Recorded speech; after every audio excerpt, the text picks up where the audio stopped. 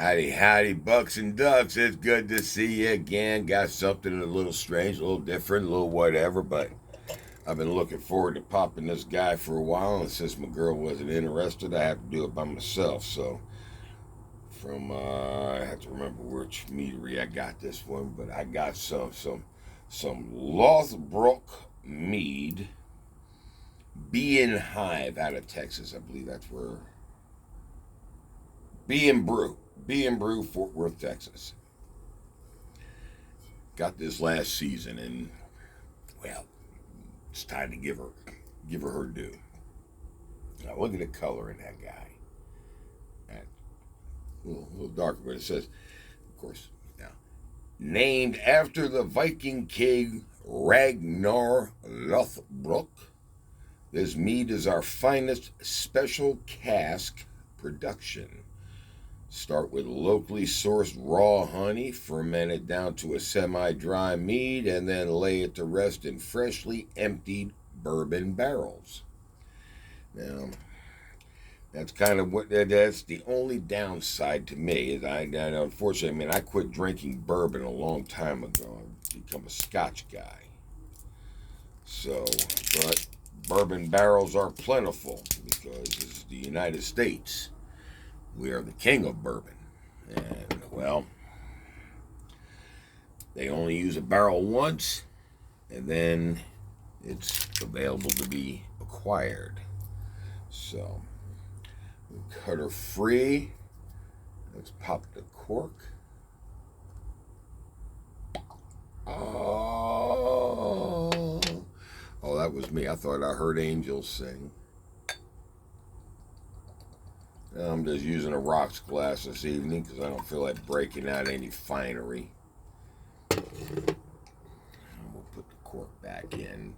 Normally I open a bottle, I don't recork it, but yeah, this is only Thursday, so there's a pretty good chance I might have to show up coherent tomorrow.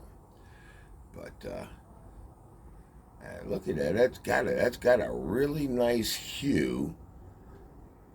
That it pulled both from the barrel itself, from what was left of the char that the bourbon didn't suck out, but some of that bourbon hue kind of came into it. Let's see how it tastes.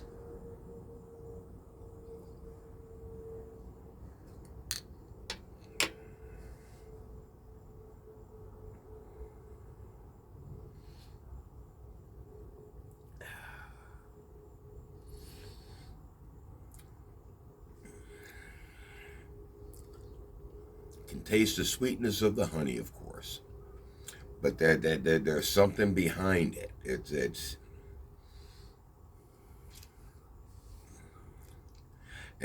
got to be the bourbon. It's got to be the bourbon flavor coming from the cask itself. But I don't have a word for it because it's a new one. This is a new one. Give me a second here. Let's try this again.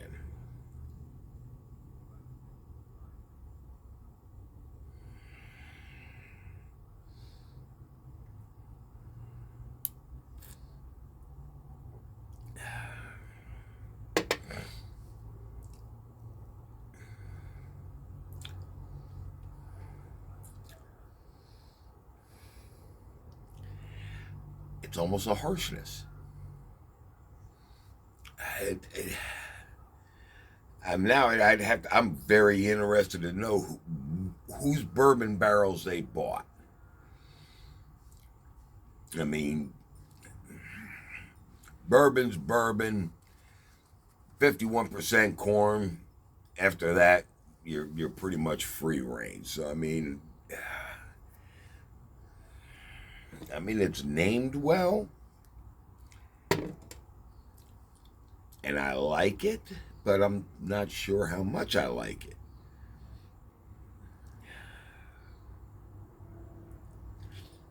I don't know. I'm gonna have to. I'm gonna finish sipping on this one, and then I'm gonna set it aside for a few days, and then I'll be back, and maybe I'll take another sip and see what I think then.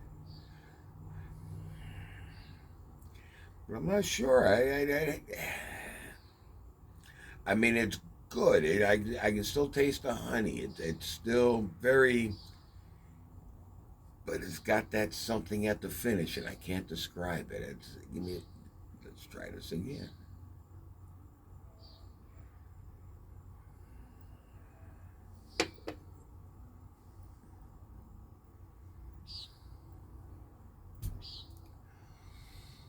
No, there's only one word for it. It's familiar now. I mean, I remember as a kid drinking at times I shouldn't have, and getting a hold of something and kind of tossing a swig back, and it has a remnant of that to it.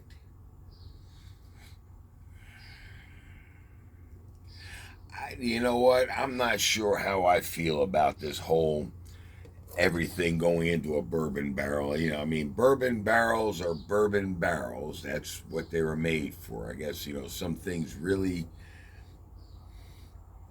I mean, they can be cast,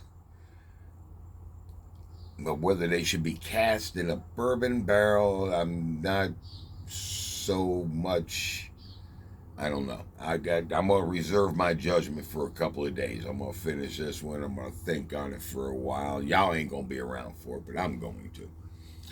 And we'll come back to it and discuss it at a later time. So, um, if you're not following my foolishness, I don't know what to tell you. You'll never know if I die or not. Otherwise, stick around. Sometimes I do some weird stuff. Peace on, stay safe, keep your powder dry, keep your ears open, be cognitive of everything around you, because our world is about to get very, very weird.